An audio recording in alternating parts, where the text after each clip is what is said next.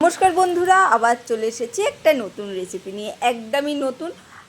ভেন্ডির ভর্তা তো অনেক খেয়েছো, মানে হাতে মাখা ভেন্ডি বা আমরা যেটা খাই বাঙালিরা, ভেন্ডি ভাতে, সেই সব তো অনেক খেয়েছো। কিন্তু আজকে যে ভেন্ডি ভর্তা বা মাখা যেটা শেয়ার করছি, সেটা মনে হয় না তোমরা আগে কোনো দিন ট্রাই করেছো। আর একবার করলে খেলে প্রত্যেক দিনই মনে হবে এইভাবে ভেন্ডি ভর্তাটা বা মাখাটা করি, দুর্দান্ত হয়।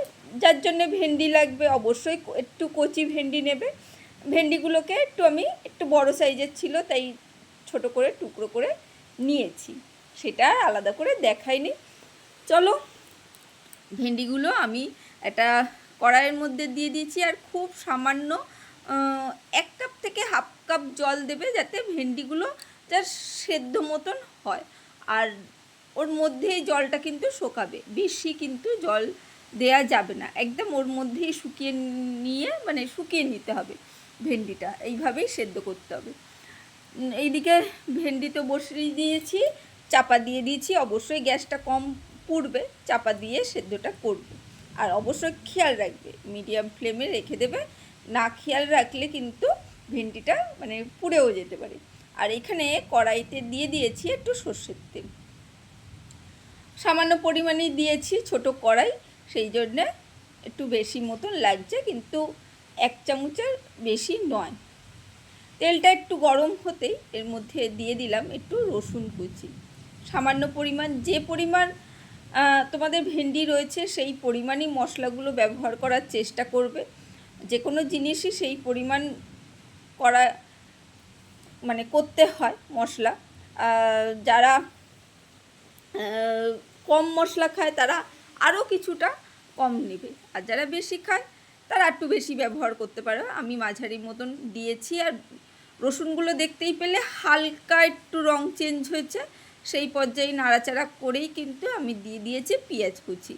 একটা মিডিয়াম সাইজের মতন একটা পেঁয়াজ কুচিয়ে নিয়েছি, সেইটাকে দিয়ে দিলাম, সেটাকেও কিন্তু হালকা করে নাড়াচাড়া করব, বেশি কিন্তু ভাজবো না। একটু নাড়াচাড়া করে নিয়ে দেখো নাড়াচাড়া করছি, যারা এই মধ্যে ভিডিওটা স্টার্ট করে দিয়েছো, দেখতে শুরু করে দিয়েছো কিন্তু লাইকটা দিতে ভুলে গেছো, তারা অবশ্যই লাইক দিয়ে দিও। আর যারা লাইক দিয়ে দিয়েছো তাদেরকে অসংখ্য ধন্যবাদ, অনেকটা ভালোবাসা। চলো, একটু পেঁয়াজগুলো নাড়াচাড়া করে নিলাম, একটু লবণ দিয়ে দিচ্ছি, লবণটা দিয়ে পেঁয়াজটাকে নাড়াচাড়া করছি, যাতে কি হয় পেঁয়াজটা একটু তাড়াতাড়ি করে নরম হয়ে যায়, ক্রাঞ্চি ভাবটা কমে যায়, মানে নরমটা হয়ে যায়। যারা ক্রাঞ্চি ভাব চাও তারা লবণটা পরে দেবে, যারা এমনি মানে মোটামুটি পেঁয়াজের স্বাদটা পেলেই হবে তারা দিয়ে দেবে লবণটা। এরপরে দিয়ে দিয়েছি টমেটোটা দিয়েও নাড়াচাড়া করে নিচ্ছি। আমি যেহেতু মাখবো এটাকে, যতটা মাখা মতন হয় সেইভাবেই কিন্তু আমি করব। এখানে একদম লো ফ্লেম করে দিয়েছি। আর এই দিকে দেখো ভেন্ডিটা একদম কিন্তু সেদ্ধ হয়ে গেছে, জলটা দেখতেই পাচ্ছ শুকিয়ে গেছে। ব্যাস, আমি কিন্তু গ্যাসটা একদমই বন্ধ করে দেবো। এখানে দেখো আমি একটা থালার মধ্যে নিয়ে নিয়েছি কাঁচা লঙ্কা, ছোট ছোট করে কেটে রেখেছি কাঁচা লঙ্কাটা, তার মধ্যে সামান্য একটু লবণ দিয়েছি। লবণটা কিন্তু ওখানে পেঁয়াজ ভাজার সময় অল্প পরিমাণেই দিয়েছি, সেই আন্দাজটা কিন্তু খেয়াল রাখতে হবে, কারণ ভর্তাটা বা মাখাটা এমন কিছু বেশি হচ্ছে না, সেই পরিমাণটা লবণের খেয়াল রাখতে হবে। লঙ্কাগুলোকে একটু লবণ দিয়ে ভালো করে ঘষে নিচ্ছি।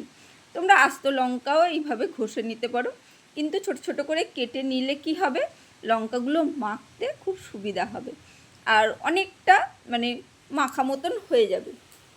আর এইভাবে মাখলে না লঙ্কার স্বাদটা, কাঁচা লঙ্কার যে স্বাদটা খুব সুন্দরভাবে যে কোনো মাখায় বা ভর্তায় খুব সুন্দরভাবে কিন্তু আসে, সেই জন্যে এই লবণ দিয়ে একটুখানি মেখে নিলাম। এবারে দিয়ে দিয়েছি একটু ধনেপাতাটাও সামান্য একটু রেখে দিয়েছি, আর বেশি অংশটাই দিয়ে দিয়েছি, দিয়েও এটাকে ওই কাঁচা লঙ্কা সাথে এইভাবে ডলে নিচ্ছি। তাতে কি হবে, ধনেপাতার যে স্বাদটা, একটা খুব সুন্দর একটা স্বাদ কিন্তু বেরিয়ে আসবে। এই জন্যে আমি কিন্তু লঙ্কার সাথে ভালো করে ধনেপাতাটাকে মানে একটু মাখা মাখা করে নিলাম। এবারে ভেন্ডিগুলোকে, যেটাকে আমি মানে সেদ্ধ মতন করে নিয়েছি, জলটা শুকিয়ে নিয়েছি, সেইটাকে দিয়ে দিচ্ছি। একদম তুলে এর মধ্যে দিয়ে দেবো। হালকা হালকা একটু গরম আছে, সেই জন্যে একটু চামচ দিয়েই আমি কিন্তু এইভাবে একটু চিপে চিপে নেবো। তাতে কি হবে, ভেন্ডিগুলো যেহেতু সেদ্ধ হয়ে গেছে, আস্তে আস্তে করে কিন্তু মানে ফেটে যাবে, আর মানে মাখা মাখা মতন একটু কিছুটা হয়ে যাবে। গরম ভাবটা বের করে এইভাবে দিলে পরবর্তীকালে যখন মাখবো সুবিধা হবে। সেই জন্যেই ভেন্ডিগুলোকে এইভাবে হাত দিয়ে মানে চামচটা দিয়ে ভালো করে মিশিয়ে নিচ্ছি। আর ধনেপাতার স্বাদটাও ভেন্ডির মধ্যে চলে আসবে, ধনেপাতা এবং কাঁচা লঙ্কার স্বাদটা চলে আসবে। সেই জন্যেই কিন্তু ভেন্ডিগুলোকে এইভাবে চেপে চেপে নিচ্ছি। যেহেতু গরম তাই এইভাবেই নিচ্ছি, আর ঠান্ডা হয়ে গেলে হাত দিয়েই তো মাখা যাবে। চলো এইভাবে রেখে দিলাম। যারা নতুন ভিজিট করতে এসেছো, অলরেডি ভিডিওটা এত পর্যন্ত দেখেছো, লাইক দিয়ে দিয়েছো, যদি চাও চ্যানেলটাকে সাবস্ক্রাইব করে রাখতে পারো।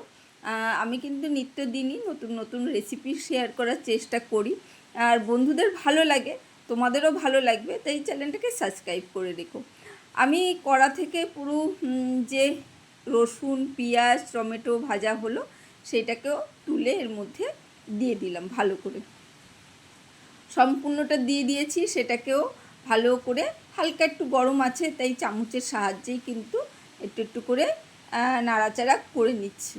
বুঝতেই পারছো, যখনই খাওয়ার সময় একটু ভিডিও করতে গেলে টাইম দিতে হয় এবং ব্যস্ততা থাকে, তাই বেশি টাইম দেয়া যায় না। তাই আমরা প্রত্যেক দিনই এইভাবেই কিন্তু আমরা সব ব্যস্ততার মাঝখানে ভিডিওগুলো শ্যুট করে ফেলি।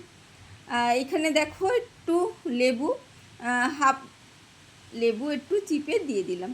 লেবুটা দিলে স্বাদটা কিন্তু দারুণ আসে, তাই লেবু দিয়ে দিচ্ছি। আর এর মধ্যে এবারে ইন্টারেস্টিং জিনিস হচ্ছে এই যে ডিম, একটা সেদ্ধ ডিম এইভাবে পুড়ে ভালো করে ম্যাশ করে দিয়ে দেবো। তোমরা এমনি হাতে মেখেও দিতে পারো। এইভাবে কুড়ে দিলে কি হয়, খুব সুন্দরভাবে তলায় দেখবে যখন খুব ভালোভাবে কিন্তু ম্যাশ হয়ে ছোটো ছোটো হয়ে কিন্তু গুঁড়ো গুঁড়ো হয়ে পড়ে, সেটা ভালো লাগে। সেই জন্যে এইভাবে কুড়ুনিতে কুড়ে দিচ্ছি, তোমরা চটকেও দিতে পারো, কিন্তু বেশি ওই মাখামাখি করবো না তো, তাই দেখো কি সুন্দর, দেখো একদম মনে হচ্ছে না চিজ মতন একটা দেয়া হয়েছে। তাই এইভাবেই কিন্তু কুড়ে দিয়ে দিলাম।